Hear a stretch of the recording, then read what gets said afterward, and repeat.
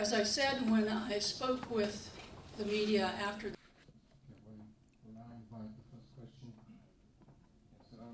you could be aware that he may very well use it for an unlawful purpose.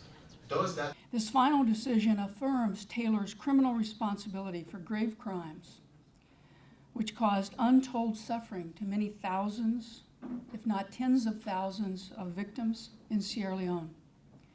Today's judgment brings some measure of justice to those victims who suffered so horribly because of Charles Taylor. A long, bloody civil war.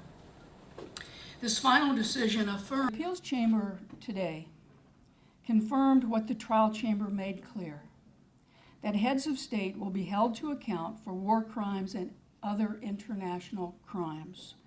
No person, no matter how powerful, is above the law. Today's judgment affirms that with leadership comes not just power and authority, but also accountability and responsibility. We welcome the appeals chamber's decision to uphold Taylor's sentence to 50 years, which the seriousness of his crimes, the seriousness of his conscious choices makes appropriate.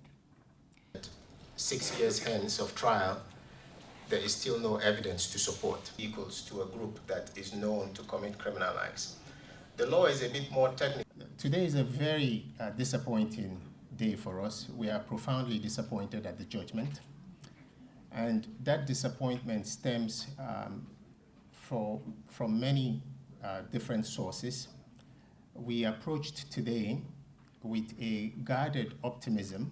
Needs arising from that long conflict and what needs have not been addressed, and then seek into. I cannot explain the level of disappointment with which we received the judgment today, in particular the fact that the 50-year sentence was in no way reduced.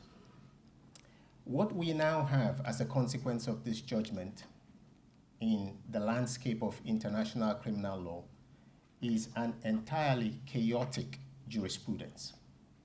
The law on aiding and abetting now has, if you will, different meanings in different courts in The Hague. A group of jurists have found, consistent with what I'm saying, that specific direction